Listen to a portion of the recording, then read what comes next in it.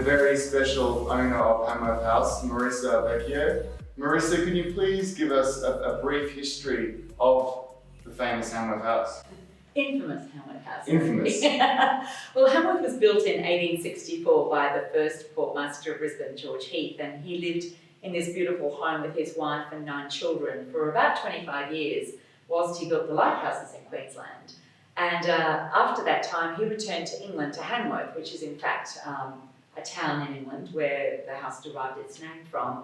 And the house really became a hospice for women for the next 125 years or so, until it was offered for sale in 2012, when I was fortunate enough to pick it up and renovated it in honour of my mother, the beautiful Romana Preston. And it became a bit of a heartfelt journey. I think it was a pretty sad part of my life, and I was pretty lost without her. And so I guess this house became an expression of everything that she loved, and restoring this old beauty was a really a bit of a journey for me during that time of my life.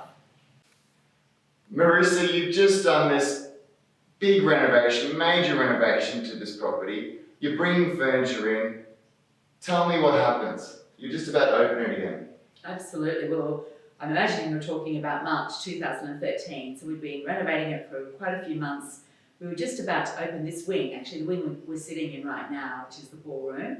And on the 19th of March, which was the night before my birthday, I was awoken at midnight by a call to say that Hanworth was on fire. And it was probably likely that it was electrical at that stage. Little did we know, we were to find out the next day that it was actually an arson attack, and 85% of the house was completely destroyed. And this room the roof was blown off and the floor was blown out, and there was just ash everywhere and absolute devastation. And it was just a most emotionally challenging time. I mean, we were heartbroken, of course, and not really knowing how to pick up the pieces and start again. But, you know, start again we did, and we had to do. There was no choice, really. And about 18 months later, it opened on its 150th birthday. After being finding out it's an arsonist and really quite an emotional period in your life, knowing that someone could do this to one of the oldest houses in Brisbane, that you can't just go and rebuild very easy because everything is so historical here. You have to replace it like for like.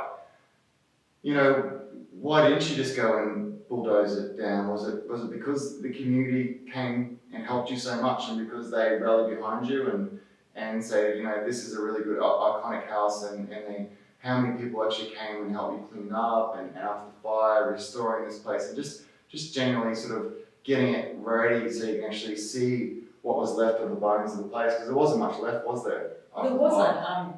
In fact, it was actually lucky that the house was built from brick. Milled timber was really hard to get in 1864, so it was, and I think the Heath family, we're used to bricks from coming from England. It was warm, etc. So in a way, they did us a favour by building in brick and saving the house. But in a way, it would have been equally easy for the house to have been devastated, and we have this great block of land in the middle of Brisbane. But it was really interesting when we got the landscaper. Actually, you weren't on board yet, I don't think then, but certainly the architect and the builders together, and they were all really committed to the original project, which is the restoration of the house. At that stage, it was a 19-bedroom house. We've made it a 26-bedroom house now.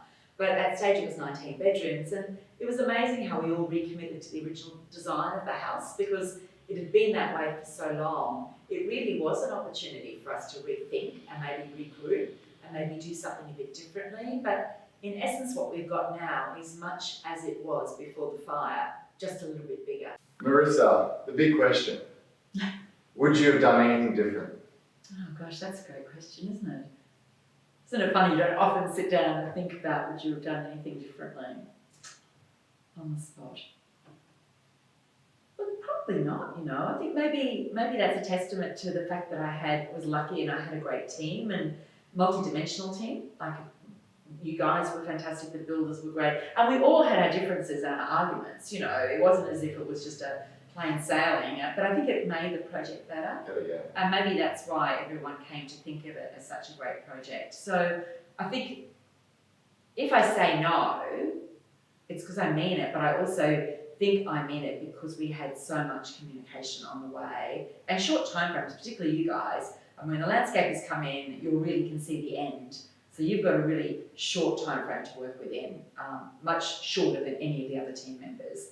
And of course, everyone wants the end to be tomorrow or today, even more. The pressure's on us. Yeah, exactly. So, no, I think Hanworth is a tribute to the fact that there was a whole lot of people as great caretakers in its decision-making process. And probably have to say no, not really, which is a pretty good answer, I guess. No, exactly. I think the points of disagreement in the process, the design, actually brought the best out of those people. They really made them want to contribute more or want to bring out their best. Everyone, I remember for our design team, we had a challenge on who could design the best courtyard.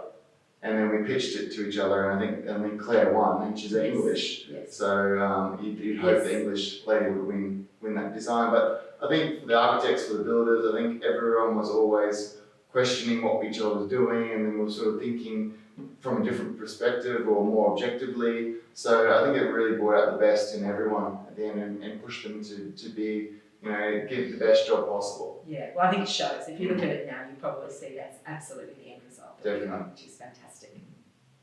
Very good. Well, Marisa, thank you so much for your time today. You're a star. You have a zest for life, and it shows in your face. You're always very happy, and it's been a pleasure working with you and knowing you and being a friend. So thank you so much. And it's been 5 years. 5 years. Yep. 5 years. 5 years nearly. Yep. And so, yeah.